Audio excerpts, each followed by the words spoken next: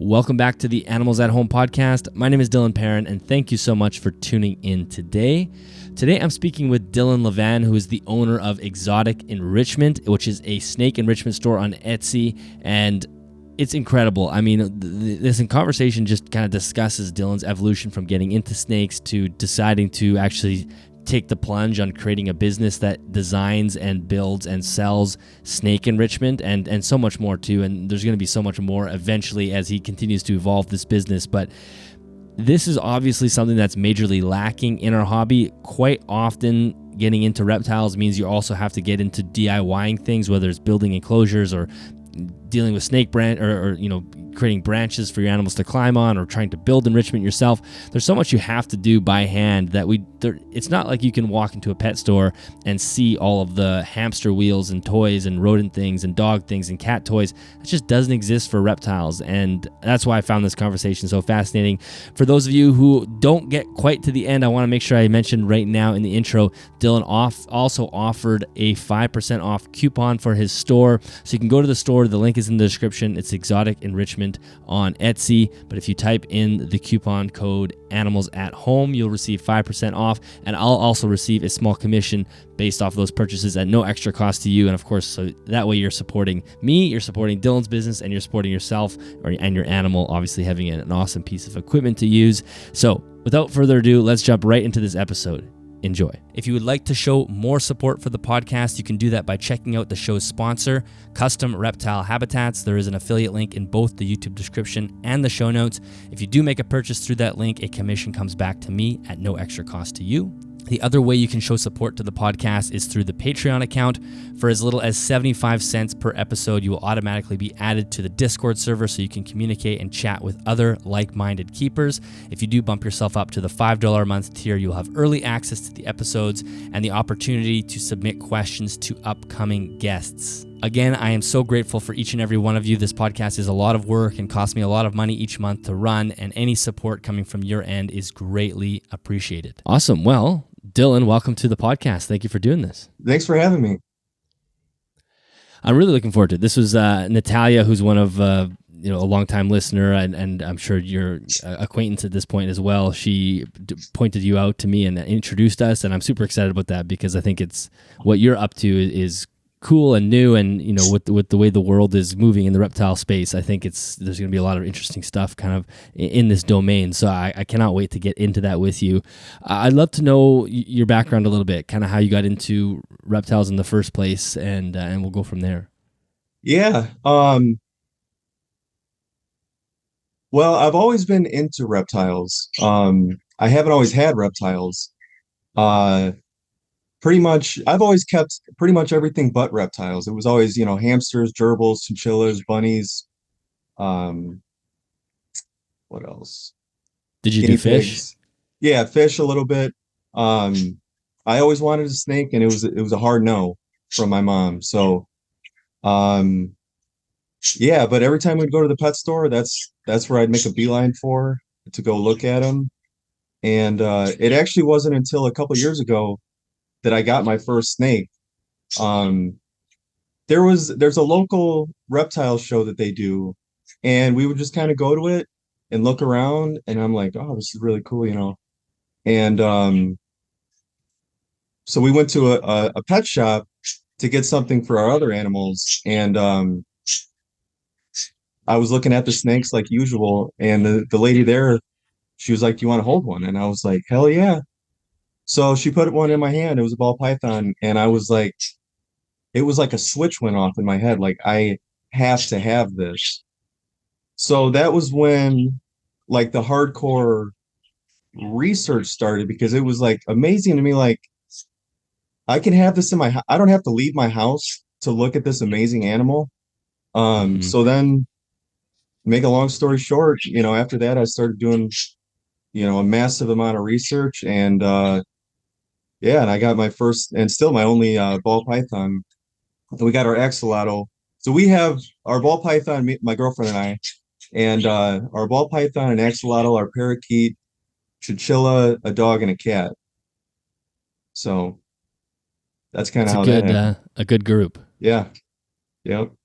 So right now you just have the one snake, that's the first snake you have, and you're putting all your energy and time into him. Yeah, it sounds crazy given, No, that's good. yeah, all the people with all their animals.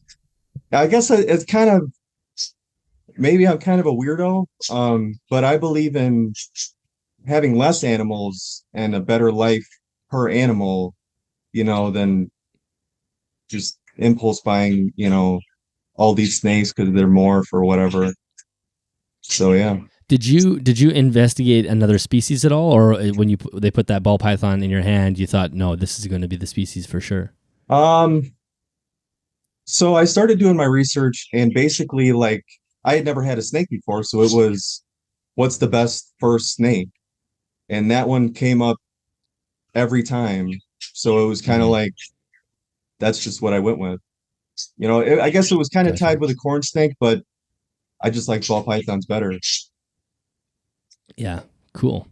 Well, then tell me a little bit about your. So how long ago was that? I think 2.5, 3 years ago. Okay, so 3 years ago, you bring home your first snake, and you've done your research, and then where did your like I'm sure you were using online resources to learn and to do your research for husbandry and whatnot, but eventually you brought enrichment in. That's not normally the first step for a new snake owner, just because it's harder to find. You're not going to see that in like the PetSmart care guide, and it's certainly not going to come up on any basic care guide. Did you immediately think, I want to do more for this animal, or how did that get morphed into your care? Yeah, so like every other pet I've ever kept, it wasn't I didn't have to look very far for enrichment. I mean, and not every, you want to say hobby like hamsters, they don't all the time call it enrichment. Um, but you go to the pet store and there's a whole aisle of, you know, you want it, they got it, these climbing tubes, whatever you want. So I kind of looking back, it's kind of funny, but also not funny at the same time. I got my snake from a reptile shop in Chicago. I live in Indiana, but right outside Chicago. And when, I got my snake, I already had an enclosure set up at home and everything.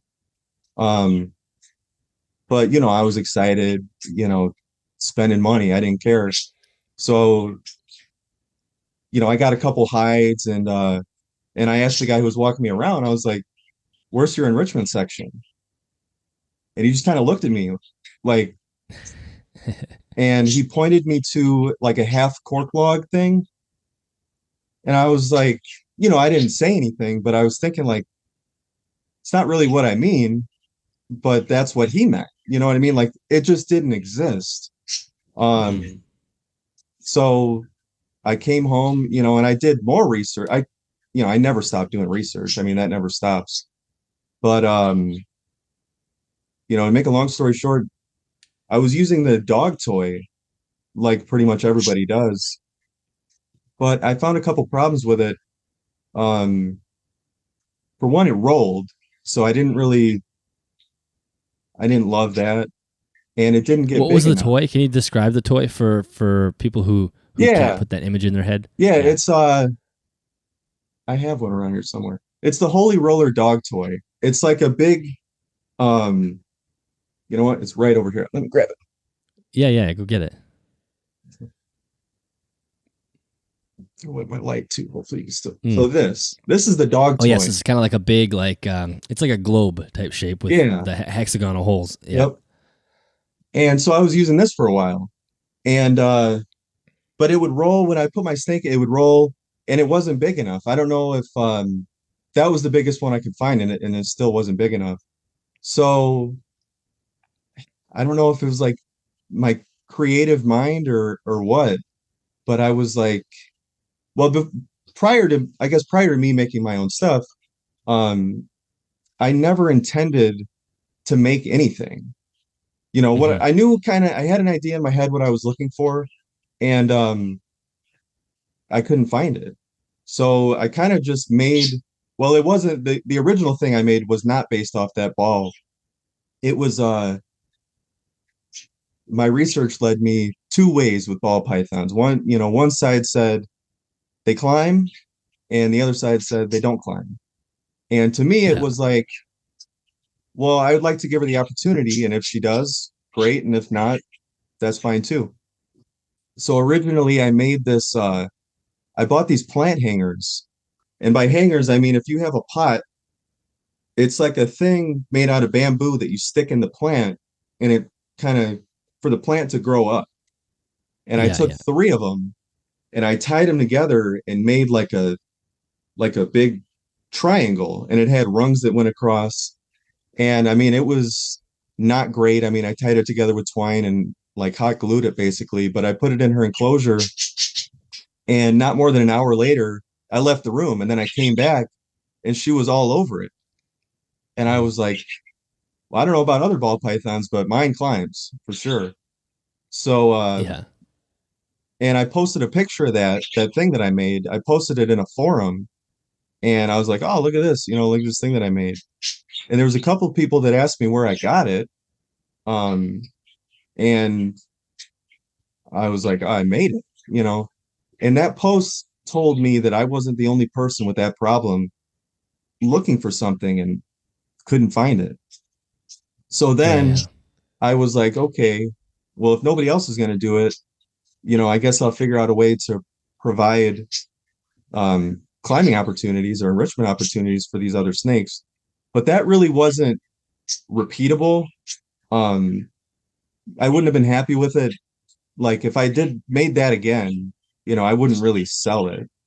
So then I had to yeah, figure out a way to um, basically make something that I could provide for other people, which led me back to the dog toy, which I loved. I guess the platform of it, it was great. It wasn't super high because I knew from my research again, a lot of other ball pythons they will climb, but they're clumsy, and they'll climb up something and then they'll fall. So I didn't really want that, and everybody uses the dog toy because it works. So I just made it better, and that's really one of the main things that I sell is that playground. So, just rewinding back a little bit, like what was there something specifically that made you want to go out and buy that dog toy and put it in your snake's enclosure? Because that is not a usual behavior for a new snake keeper. Like, did you come across something that you thought, I think this animal deserves some enrichment, or was it more so you were so used to caring for like hamsters and other things, or birds for that matter, that have toys, and you just assumed that it would just be a natural evolution of pet care to give them something? Yeah, well, a lot of people use that toy. I mean, if you type in snake enrichment anywhere, Hmm. something is going to pop up with somebody using that dog toy. Um, but it's made for dogs, so it's not designed for snakes. Though it's a great platform. I mean, that's why everybody uses it. But I wanted to make something that was like that, but safer, meaning bigger. I mean, you see every once in a while people say, their ball python got stuck in it.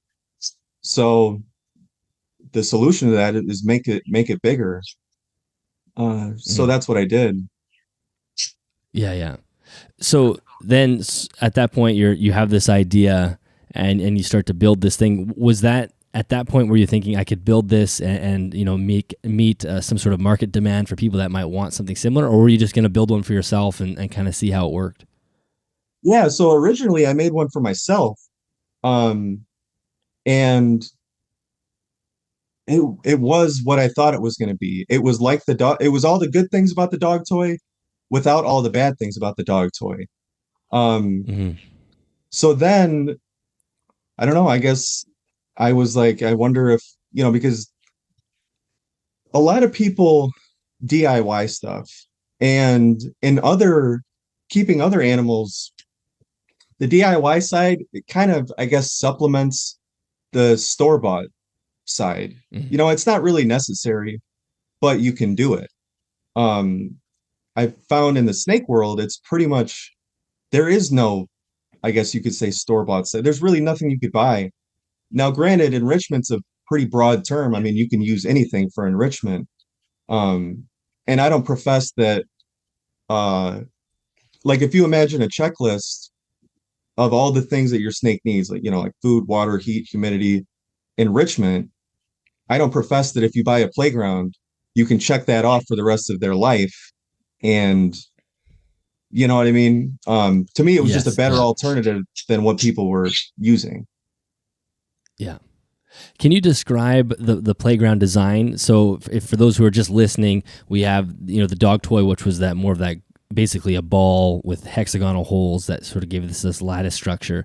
And what did you do to create your Python playground? Like what does it look like? What elements did you take from that dog toy, and what did you change to make it better for the, like you said, you removed some of obviously the rolling and whatnot. What Yeah. does the So playground look like? I don't have one in here, but basically I found like this design, I think it's based off like a chemical compound, I think. And I forgot how I found it, Yeah, but I it's like found it carbon or online. something. Yeah. Um, and then I basically just cut a third off the bottom and added a base to it. And that was pretty much it and made it bigger. Yeah. So And also, so basically. what was that? Oh, go ahead. No, go ahead. Yeah, I was just gonna say basically it's just that same shape with a flat bottom, so it's not going to roll around, but it still has the opportunity for this animal to move through the holes and investigate and climb, but in a way that it's not going to climb up super far and have to fall and hurt itself. Yeah, absolutely. Yeah. And also, I didn't, everybody or a lot of people have beautiful enclosures. Um, and then you put these neon colored dog toys in it, and it just kind of threw it off. So another thing I wanted to do, and then I did, was offer them in more, I guess, earthy colors, brown and Yes. things that look better with the rest of the theme of their enclosure. Mm. Yeah, absolutely. So tell me about the experience of making it, and it obviously functioned better. Did you put it into your snake's enclosure and then right away it seemed like it was a hit with the animal? Yeah, big time. Yeah. That's how you know you've nailed it then. Yeah, and that was just, again, it sounds crazy. I'm a guy with one ball python, but my experience was she went nuts. I mean, she was all over it. And then so basically my girlfriend had an Etsy shop too, and it was a pretty low barrier to entry. So I was like, I don't really have that much to lose to try, and maybe these other people would like the same thing. Um, so then I started selling them, and the response was blew me away. I mean, everybody, even outside of ball pythons. I mean, I know it's named the Python Playground, I guess because it's catchy, but corn snakes love it. I mean, king snakes. Um, I don't want to say smaller retics, but very, very, very young retic, like even young Superdorf retics. Um, I've heard. I mean, obviously they would get a lot of enjoyment out of it too. Yeah. Yeah, yeah, it is fascinating. Like you said, it's such a hole in the market. It's kind of bizarre that, I mean, as you said, when you went to the pet store and asked for enrichment, they pointed at a cork tube because it's just something that isn't part of the normal reptile keeping world. And I think it is really cool to see. So when you're thinking of, I mean, obviously now you're selling these things, and I'm sure you're starting to think of other ideas as well. And I know you have a few other products that you've designed that I would love for you to describe as well. But when you're looking at creating an item for enrichment, how do you go about brainstorming different concepts? Most of the time, um, it comes from me going to buy something and then it doesn't exist. And then Mm-hmm. I'm like, okay, and then I just kind of go to the drawing board and figure out, okay, um, how can I make it exist? Another thing that I make is it's called the burrow hide. And a while back, I was watching Dave Kaufman's Ball Pythons in the Wild. And we already kind of knew this, but a lot of the ball pythons they were finding were in these burrows, like these rodent burrows. And Mm-hmm. I was like, okay, cool. So again, I went to buy like a burrow, like a hide, um, because I look over and she's got two hides on top of the substrate, and then I'm seeing these ball pythons in the wild, and they're in burrows. So I was like, huh, I wonder if I offered her like a burrow hide, if she would use it. So again, I went to buy like a burrow hide and came up short. I mean, there was nothing. So to the drawing board, I went again and figured out, okay, um, if there's a hide that goes instead of on top of the substrate, if it went under the substrate, uh, would she use it? So I made one, and actually I have this one. Um, I was showing Lori's Patreon the other day, but this is the burrow hide. This is a mini version of it. Um, and when it's in the enclosure, the only thing that sticks out is this hole. So The entrance hole. Yeah. the rest of this is under. Basically, to put it in there, you move all the substrate out of the way. You put this where you want to put it, and then you move the substrate back, on top of it, to the side of it, in front of it, and then it creates a burrow. So I Yeah. made that, That's clever. and she took right to it, and it became her favorite hide. So that was another thing that, again, I wasn't going out of my way to make anything. It was just kind of, I went to buy something and couldn't find it, so I made it. Yeah. Well, I think this would, because as the reptile keeping hobby evolves, adding enrichment becomes more, a normal kind of commonplace, but it is somewhat intimidating for people. Just imagine you're going to buy your first snake or your first animal, and you're trying to figure out, okay, now I have to create this enrichment, or, get these branches and these sticks and leaf litter and, a puzzle feeder or something. If we just had an option for someone to say, hey, this is the enrichment shelf at the pet store, or, go online and you can buy this stuff, it simplifies things. Just like if you were to buy a hamster, you buy a hamster wheel. I've even seen people using wheels and whatnot for some lizard species because they'll use them. It would just simplify everything to the point where it would become so obvious that these things should be added into the animals' enclosures that it wouldn't take any convincing for anybody to go in and buy one, because it would just be there. Yeah, it was, like I said, it was really surprising to me. And even to this day, um, when we go to any pet store, I look, I mean, I always did, but I look in the reptile section. I mean, it's, you know, substrate, heat bulbs. It's like there's not, but then the next aisle over, there's a whole aisle for bird stuff, a whole aisle for hamster stuff. The entire store is dog stuff and cat stuff. Mm-hmm. Uh, it's like, what are we doing? Like, Yeah. so, yep. When you put the playground into the enclosure, is that something that you keep in there permanently, or is it something that you rotate in and out? Well, I guess it kind of depends. Usually, like, after a while, it's not enriching anymore. It's not novel anymore if it never moves. Mm. So it's kind of a hybrid between those two things. So every time I do a substrate change, I move about 80% of the stuff. I don't want to move everything because I don't want to cause stress. And by move, I mean like rearrange. So I do have one in there full time, but it's not in the same spot always. It kind of moves Mm. around. And then I have another one when I take her out, that it's the bigger size one.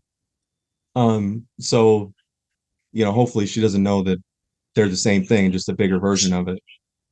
Yeah, yeah.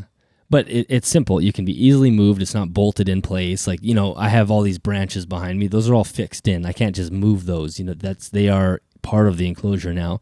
So it's not something that can be easily, rearranged. But if you have this piece of enrichment that can easily be plopped around in different spots of the enclosure, it can be cleaned really easy. And it, again, you could even use it as a puzzle feeder if you want. You could put, I'm not sure if you've tested that, but I'm sure you could put a prey item inside the globe and have the animal, go and investigate the playground itself, and then eventually go find the prey item. Yeah, there's really, I mean, the opportunities are, I love it. It's just a great platform. When I first made the first, and this has nothing to do with what you just said, but when I first made the first like prototype, I wasn't even selling them yet, because long before I started selling them, I was making them, or I was making a couple for myself. I didn't want to sell anything until I was 100% positive that it was safe, and there wasn't any, get everything dialed in. Um, Mm-hmm.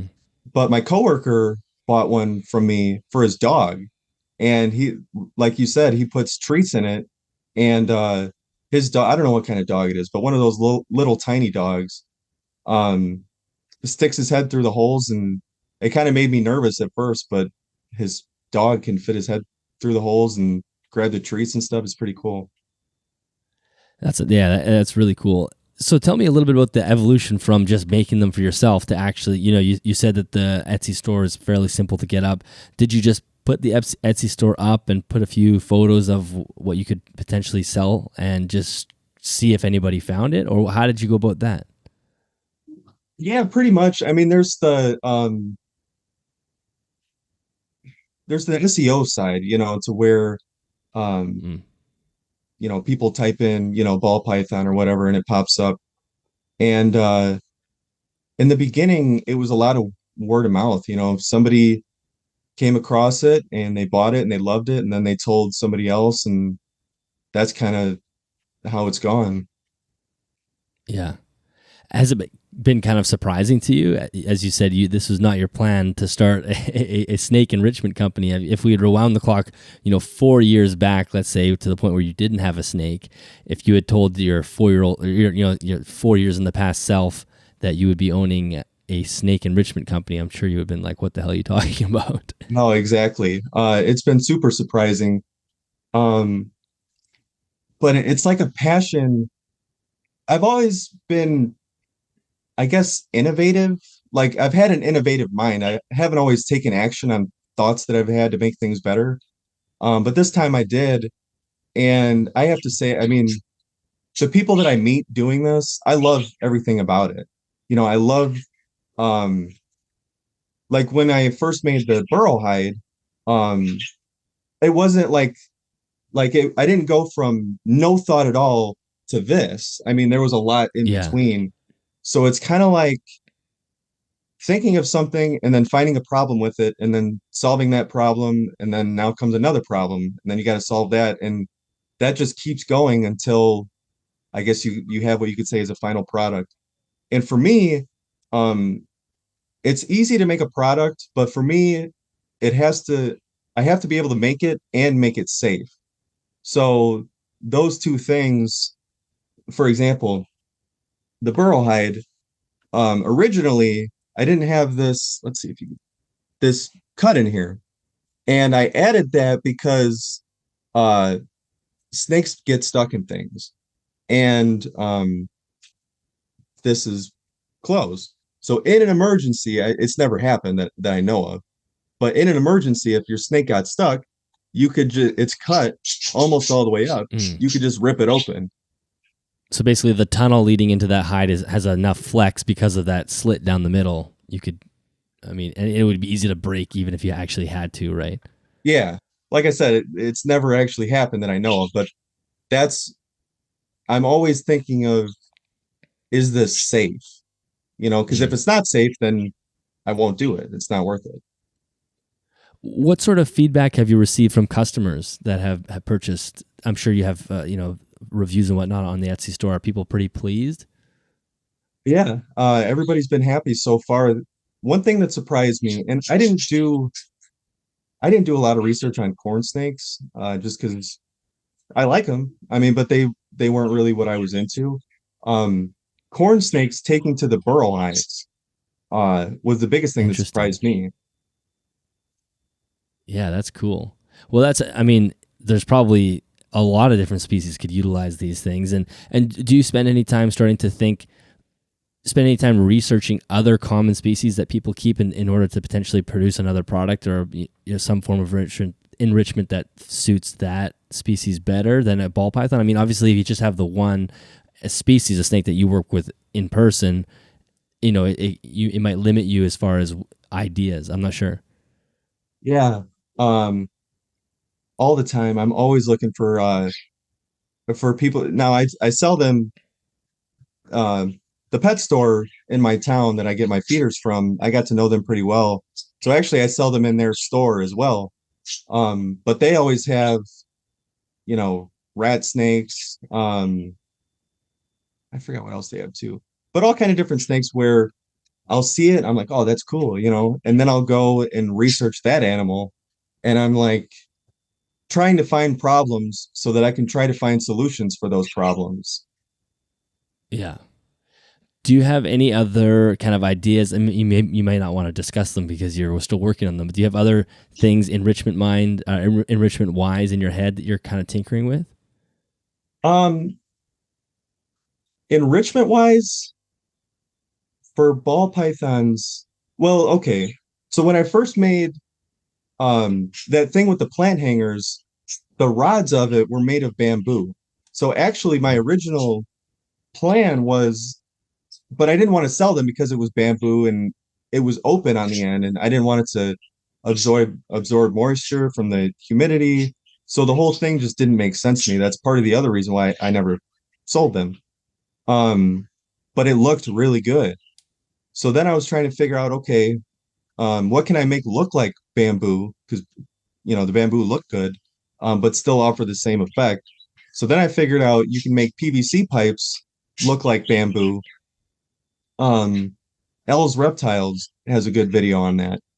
And it was actually supposed to be a combination of, well, actually, mostly I was going to take all these PVC pipes, paint them, and then figure out like the most common, like 4x2x2, 40 gallon, find the most common size enclosures, and then paint them all and cut them all up and sell it as a package to where when you put it together, it fits inside said enclosure perfectly. Um, and that was my original idea. And I've kind of tinkered with it a little. The problem is it just takes a lot of time. Um, but that's another thing that I really, really want to get into. Mm. And I imagine even with lizards, there's probably so many different opportunities to have some form of enrichment for lizards. I mean, they would probably play on the playground as well. But when I think about monitors and whatnot, like there's probably just an endless amount of things that this space could be full of. And I think you're 100% on the right path to start, doing this because we need more people doing this sort of, taking the leading the charge in this area, just because there's not been really anything. Like if you want enrichment, you kind of have to do it yourself right now. Yeah, that reminds me. That was another thing too. The owner of that pet store told me the playgrounds.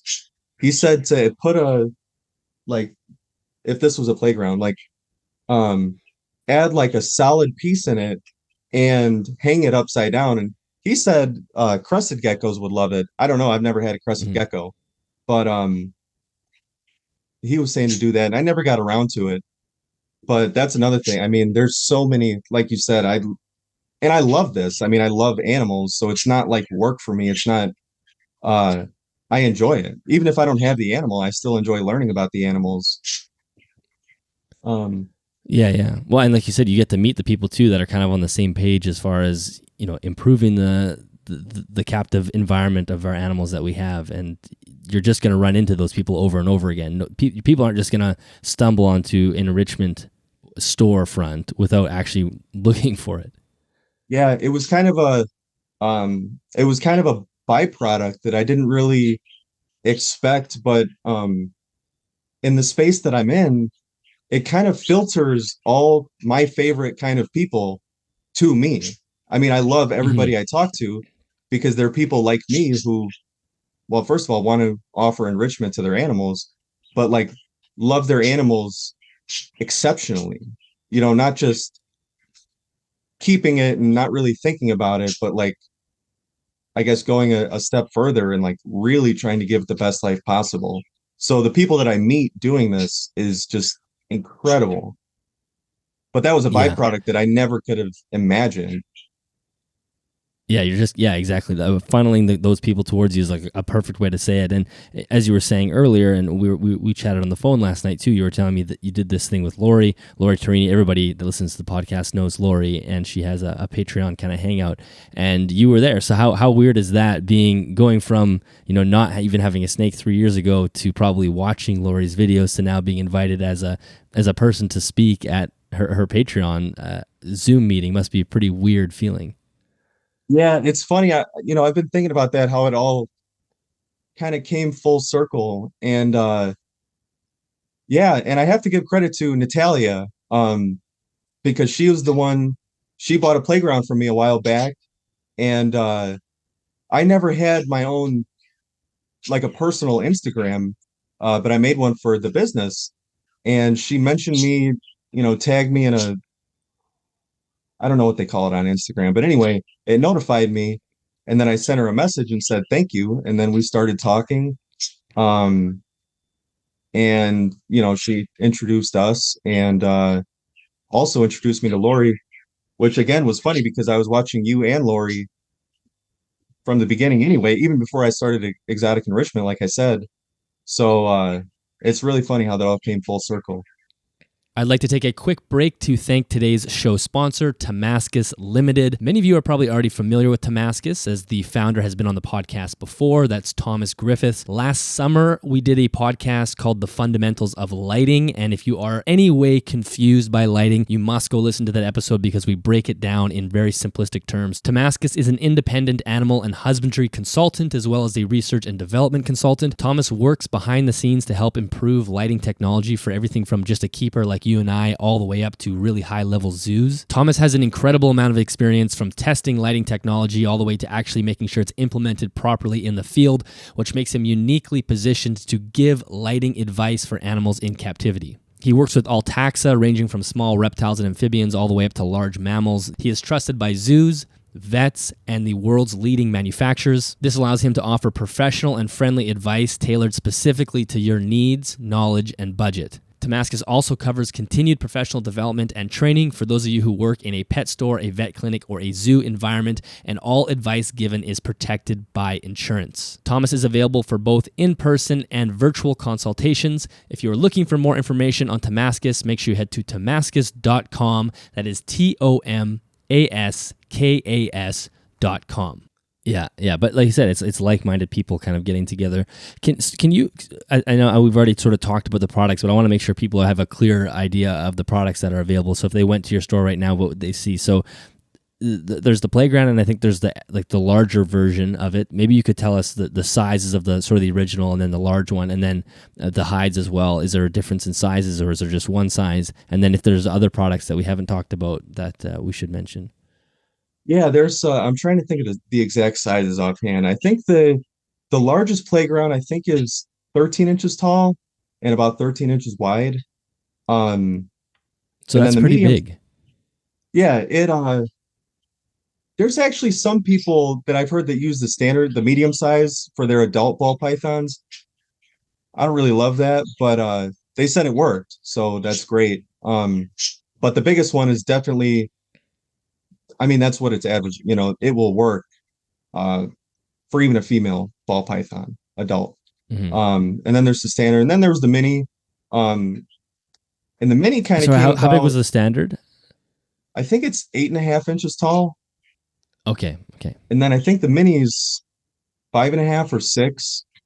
Um, there was people buying the medium size for their 2-month-old, you know, whatever ball python or corn snakes, and they were like, "Oh my God, do you have a smaller version?"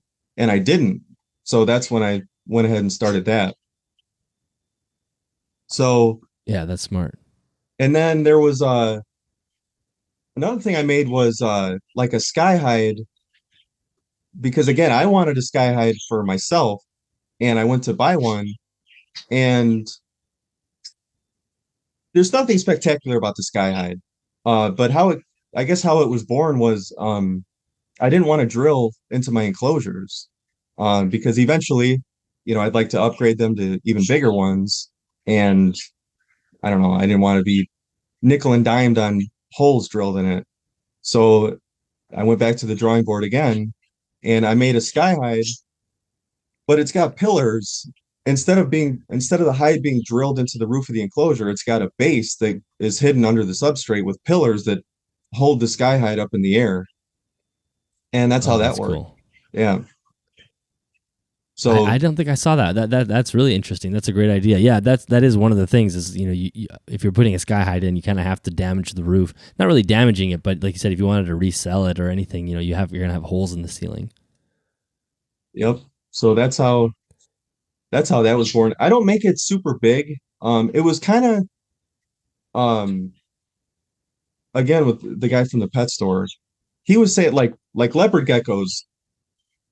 I don't want to say I'm like typecasted, But in the beginning, I had to be very specific. Like, this isn't for big snakes. Um, and that you were asking what I'm working on in the future. I'm working on making that bigger. Um, but I guess leopard geckos are going crazy for it. So For the sky hide. yeah, they a couple customers actually that have bought that they bought them for their leopard geckos, and they're not super. The hide's not super tall. I mean, the pillars are. I think the whole unit's 13 inches tall. Um, but yeah, the leopard geckos, I guess, are going nuts for it. That And is also, really this was a random. what's that? That's really random. Like I would never have guessed that. Yeah, me neither. And another thing about the sky hide is, and I wasn't thinking about this, but people are getting it for their younger snakes with that are in glass enclosures where they want a sky hide, but it's not made of PVC, so they couldn't get a sky hide anyway. So that was another Yeah. thing that was brought to my attention recently that I had never even thought of, but it makes sense. Well, and the other thing too is there's a lot of people who do not want to do any type of I hesitate to use the word construction, but I'll use it anyway. They might not even have tools to like drill a hole or to put screws into the top of their enclosure, or just don't know how to do that. So to have something that's turnkey and easy and safe for the animal, there's no risk of them not understanding how to actually bolt something to the ceiling and then have the thing fall down as soon as the animal gets tucked inside. It just erases all of that, and you just know that this is an item that works and it's safe. Yeah. And on top of that, I put holes in the back of the hide where because there's the entry hole, and I was thinking, okay, in an emergency for whatever reason, if you had to take your animal out of it, there was only the entry hole. So I put holes in the back, but when you put it in the enclosure, it goes against the corner, so the walls of the enclosure act as the back walls of the hide. Mm. So in an emergency, if I guess if you ever had to, if you had to get your animal out, you could just pull the whole unit forward and the back is open. Yeah. Yeah, that's clever. Well, I think, like I said, I think it is just one of those things where there's almost an endless amount of possibilities. And I think the most important piece is a lot of reptile keeping, even now, although it's getting a lot better, but only in the last couple of years, really, is there's almost too much reliance on DIY. If you get into keeping animals, into keeping reptiles, there's going to be a lot thrown onto you to create your own things, whether it's enrichment or enclosures or whatever it is. And some people love that about reptile keeping. They're happy to work with their hands and design and create. But there's a lot of people that just want to keep reptiles, but don't want to have to like tear up their basement doing a massive project, or get the saw out and do all these things. And we're so lacking in that domain for enrichment that I think a business like yours could be one of those things that just launches reptile keeping into the next level, where it just becomes, like I said earlier, just so obvious and easy to pick up enrichment and add it into your enclosure without even having to second guess it. Yeah, I definitely hope so. Um, I was at a reptile show, and this guy was trying to sell me this. I don't care about more. For me, I mean, there's the whole breeding side that, we don't even need to get into all that. But right off the bat, this guy was trying to sell me, I got this Enchi, het for this, pastel proven breeder. And it was like, I didn't tell him this, but in my mind, I was thinking, hold on, we still have people who don't use thermostats. I still see heat rocks in some stores. I'm like, maybe we need to take a step back and focus on a foundation first before we start worrying about all that stuff. Yeah. But what you said just made me think of that. Yeah, absolutely. Are you so moving forward? Where do you see the business headed? Do you have a sort of a goal as far as maybe like 2 or 3 years down the road, or are you just kind of taking it day by day? Well, a problem that I'm having, not really as much a problem. Um, I'm on Etsy, and not everybody uses Etsy. So uh, they might be looking for something, and I have the solution, but they don't even know where it is. So right now I'm working on I guess putting them on Amazon. And then I found out there's a convention in Las Vegas called Super Zoo where from what I understand you just bring new innovative ideas like pet products and come show them off and tell people about them. And that sounds super fun. So I plan on doing that as well. Mm, that'll be cool. Are you able to handle a decent amount of volume of orders right now, or is it still pretty, one at a time type thing? And if you got slammed, it would be a big problem. Well, yeah, I mean, I can handle it's a job. You know what I mean? It's a job on top of my full-time job. Um, Yeah, I know what that's like. Yeah, yeah, but I don't know. It's like it's a I love doing it. I don't know. It's fun for me. You know, I love being able to provide these things. So, I mean, yeah, it's a job, but I don't hate it like some people hate their jobs. So, yeah, as far as more orders, I mean, yeah, I might stay up a little bit later and get a little bit less sleep or whatever, but it wouldn't bother me. I love doing this. yeah, yeah. And as far as the other items on the store right now, I think we covered them. You said the sky hide. We talked about the under what was the term you used for the underground hide? You had a name for it. Oh yeah, it's called the Burrow Buddy. Burrow. Yeah, yeah. Oh, Burrow Buddy. That's right. Yeah. Yeah, but And, that's and the about the it. playgrounds. Yeah, yeah, And then I make these so again, I was looking for a nameplate for my snake. Her name's Honey. And yet again, I didn't, there was a lot of more options for that. It wasn't an enrichment item, it was just a nameplate. Um, but I kind of had an idea in my mind of how I wanted it to look. So I made one. I don't have an example to show you, but basically there's a base that goes under the substrate. Um, I'm good for that. I love being able to put base, like put something in and then put substrate over the thing that's holding it so that it kind of makes the actual part of it shine more. But there's a base that goes under the substrate and then a vertical piece that goes behind the nameplate. And then the nameplate's kind of it looks like it's floating over the substrate, and I love it. Oh, cool. That's really cool. So is that something that people can buy as well? Yeah. Yep. Yeah. Okay. Cool. Well, I think one of the things that's happened in the reptile in herpetoculture is it seems like a lot of the innovation got shifted over when the breeding market got crazy and things started to explode there. You had all this innovation in different rack systems and tubs, and actually some really interesting, clever ideas for solving certain problems. I don't believe that was the right path we should have gone down. I don't believe that a lot of those systems are good for the animal. But as far as just sort of like an ingenuity standpoint, there's some really interesting ideas that some of those companies have come up with. But I feel like maybe that's what happened is we had this all of the brain power get shifted over to one area of our hobby, and it sort of left everything just out in the dust until someone like yourself comes along and goes, wait, what? How is it possible that it's 2024 and we actually don't have some even a section in PetSmart or any box store that has reptile enrichment? We just skipped over that and put it all into a different basket, I think. Yeah, no, I totally agree. Um, like I said, like with other, it was a huge culture shock coming from keeping other animals, um, to coming and keeping snakes. And you're so used to not having to DIY. You can if you want to, and that's great, but you don't have to. In this case, a lot of people do because they have to. There's Mm, not really, there's not really a market for it. yeah. So, like I said, this whole thing kind of started, I know I already said it, but it wasn't the plan. If these things that I make existed in the first place, I would have just bought them and moved on. Yeah. Yeah.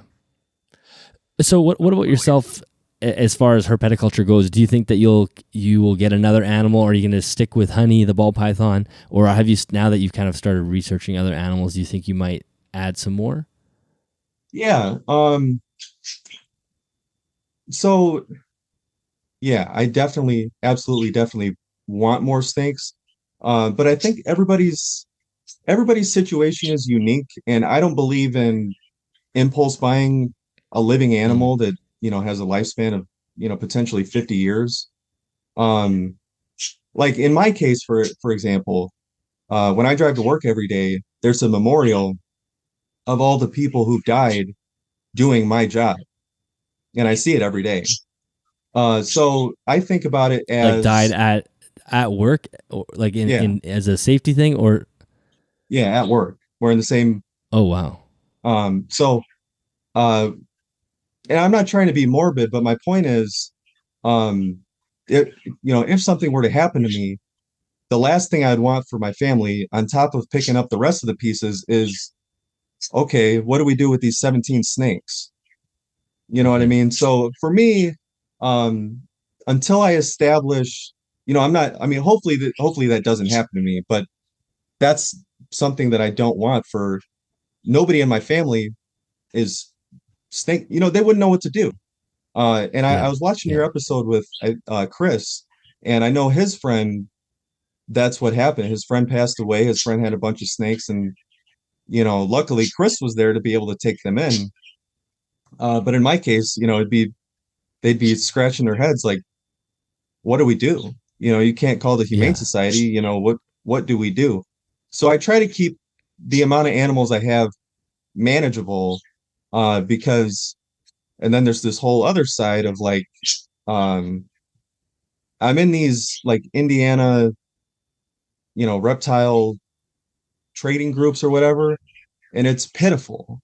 Um, Going on there, and I joined it because I was looking for another enclosure at the time, and ball python up for trade, looking for a tokay gecko or whatever. And to me, I believe I don't ever want to get rid of an animal ever. yeah, So when I look at an animal, like I went to Tinley um last year, I was looking for a Dumeral's boa because I really want a Dumeral's boa. And they had them there, of course, and I didn't end up getting one. Um, but now that's kind of just, in summary, that's kind of just what I believe is just keeping your whatever amount of animals you have, um, kind of understanding, like for example, if you have a pet rat and it has a lifespan of 2 years, it's not really, you can imagine what you're probably going to be doing in 2 years. Um, yeah, but if you have, there's like some tortoises, you have to figure out who it's going to outlive you. So these are things that exactly. I think about when I think about getting another animal. Mm. Yeah, I think that's definitely the right way to think about it. I mean, it is a big responsibility. On the flip side, I think, and I'm not promoting that you get animals because I completely agree with everything you say. And obviously, being that's a big message that I'd like to share on the podcast as well. But I think it would be really interesting for you to work with some other species, whether maybe you have some friends that keep, or just not even just watch them move and watch them interact with their enclosures and how they interact with their environment to help you come up with other ideas for other species. Because I think there's just so much more. Like I can't think of anything off the top of my head, but I'm sure if you were in an environment where whether it was a zoo setting or a private setting, watching animals move and interact, that you would just come up with different ideas that I think would be huge. Yeah, that's it's definitely something I think about a lot. It's like, um I know that, when I come, like for me personally, when I come up to a problem, I try not to let the problem win. I try to think, okay, here's a problem. How can I solve it? Um, and I know that I'm positive there's other animals where it would be the same thing, where I'd come across something. Um, but then I like bigger snakes too. And speaking of zoos, we went to the Indianapolis Zoo um a few months ago, and they had of course I made a beeline for the reptile area, and I don't have a Burmese python obviously, but I'm in these Burmese python groups, and I see their enclosures and everything, and I saw this Burmese python at the zoo, and it was amazing. I mean, it was better than the best Burmese python enclosure I've ever seen in my life. And So it's kind of like I would love that to be the standard. Um, I don't know what the standard is, an 8 by 2 by 2 or an 8 by 4 by 2 or whatever. I mean, this thing was like the size of multiple rooms. I mean, it was Hmm. incredible. So to me, if I'm looking at another animal and at any percentage at all, if my level of care has to drop for all of my animals in order to add another animal, then I won't add another animal. Um, Yeah. and like with me, like my works, I work my regular job, sometimes 7 days a week, 8, sometimes 16 hours a day. And then doing this on top of that, and I have a family, like there's, I'm we can't sit here and say that reptiles take a ton of time, but there's only so much time in a day. So, Yeah. to say it again, if I would rather keep the amount of animals I have small and their level of care as high as possible. But definitely to get back to what you were saying, I definitely do want more animals. Yeah. Yeah. I think it would just be cool for you to watch other animals, how they behave, and like I said, watch them use their captive environments, because I think there's really like an endless amount of things that I think this idea could be stretched into. I'm super excited about it. I'm really happy to bring this to the listeners, because I know there are many people who are either younger and don't have access to tools, or even the concept of DIYing something is kind of outside their range, and there are people that just want turnkey things to just add to their enclosure and know that it's going to immediately add some form of novel enrichment, and it can be rotated and used as puzzle feeders. There's just so much you can do with it, and it's simple and clean. Is there anything that we didn't talk about or chat about today that you wanted to mention before we wrap up? I definitely want you to make sure we point people to the store and everything, but other than that, is there anything that we skipped? Um, no, not that I can think of. I'm just happy that this is talked about more, Hmm. and I would, if somebody could take my idea or be inspired by something that I'm doing and make it better. I mean, I don't do this for the money, you know what I mean? And that's another thing.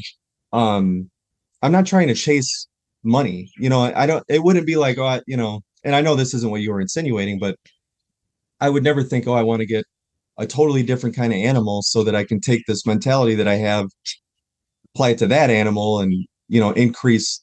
That's not the thing. Um, so maybe somebody else can make their own type of, not mine, but their own enrichment thing. I mean, that would Yeah, be yeah. great. And honestly, I Or I mean, think it would be cool if I think it would be really cool if there are people who have an idea of something that could potentially work, and if they don't have the means of actually creating something or designing something, to shoot you a message and go back and forth with you, because I'm sure you could have some pretty cool collaborative efforts here. oh, I say that all the time. And that was, oh gosh, like I said, I was on the call with Lori for 3 hours the other day, and her entire Patreon. I mean, they were just throwing stuff at me left and right. I mean, I know it was recorded, so I'm gonna have to go back and watch it because I couldn't keep track of everything. But that's another thing too. Actually, it was an idea I had in my head. Um, but Lori actually brought it up and said, what about things for breeders? Like tubs. And that's Mhm. something, I mean, I haven't I haven't gotten too much hate doing this.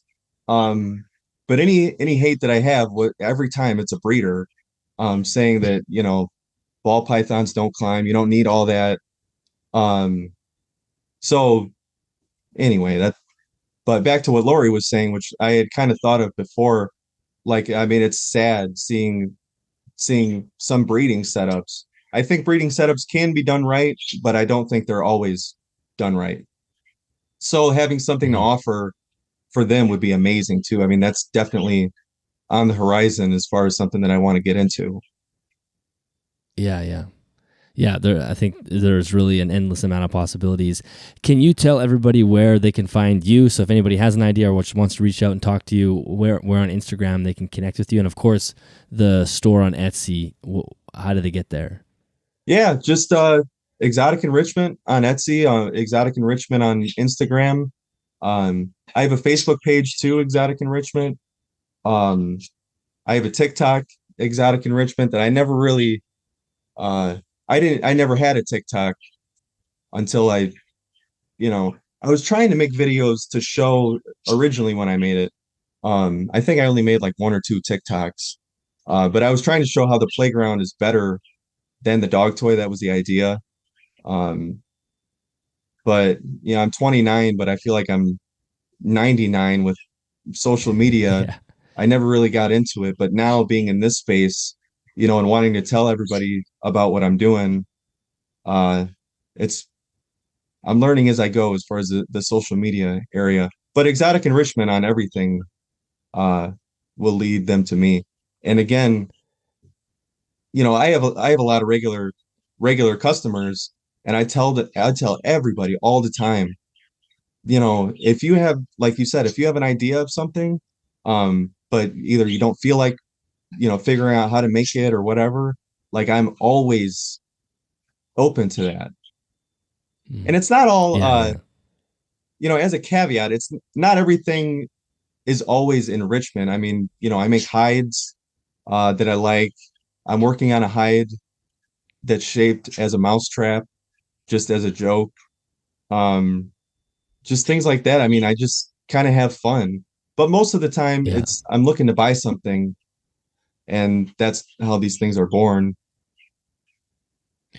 And for right now, I think I remember correctly. Do you just ship to the United States?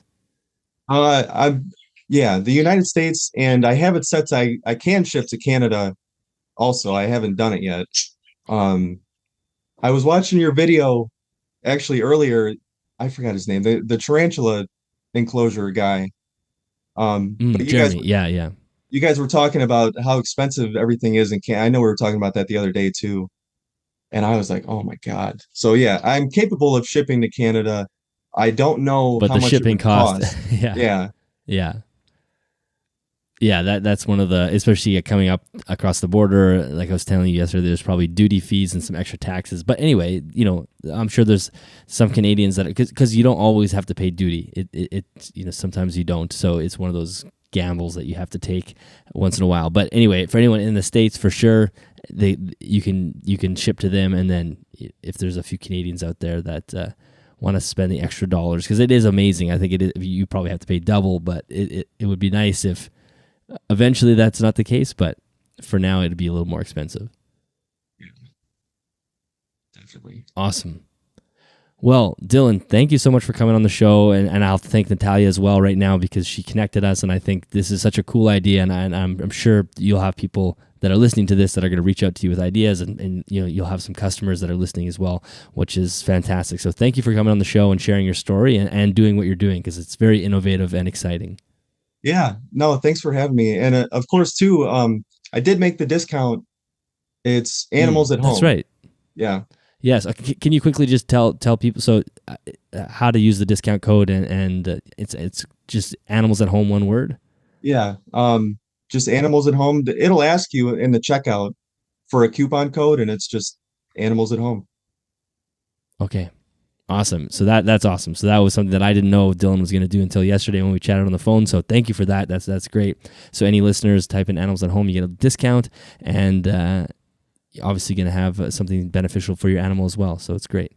Yeah. And then, like I said, it also goes to you also, because, Mm. and again, I was listening to your channel, I was listening to you long before I even started this. Like, so I'm a huge fan. So Yeah. So for those who are listening, Dylan agreed to give me a small commission based off people using that discount code. So if you do use the discount code, you're supporting Dylan, you're supporting me, the other Dylan, and your animal as well. So it's kind of a win-win-win situation there. So if you are interested in picking up some enrichment, you can't really go wrong that way. right on. Awesome. Well, Dylan, thank you so much. This was fantastic. It was. It was. I love it. Thank you. All right, that is the end of that episode. Dylan, thank you so much for joining me on the podcast and sharing your story. I thought that was, it's just, I know I keep saying it, but this is going to be a massive space in the next couple of years, I think, especially because so many of us just want to have turnkey solutions to enrichment and just immediately have options for your animals that are going to immediately boost their captive welfare without having to tinker with things and build things. I know there's plenty of us that like to build and do things DIY, but there's a lot of people that just want to have a solution immediately for their animals. So this is fascinating. If you didn't hear at the very end there, Dillon did offer a coupon code for everybody listening. So if you do go to his store at Exotic Enrichment on Etsy, of course the links are in the description, and use the coupon code Animals at Home, you will receive 5% off, and a commission will also come back to me as well. So you'll be supporting the podcast and be supporting your animal with an awesome piece of enrichment. If you're looking for more information on the podcast, you can head to animalsathome.network.com. You can also find more information on Patreon at patreon.com/animalsathome. Not more information. You can join us on Patreon and help support the show financially that way. And finally, you can check out Custom Reptile Habitats. There's links in both the YouTube description and the show notes. That is also an affiliate link, so if you do make a purchase using that link, a commission comes back to me at no extra cost to you. And that is the end of this one, everybody. I will catch you in the next episode.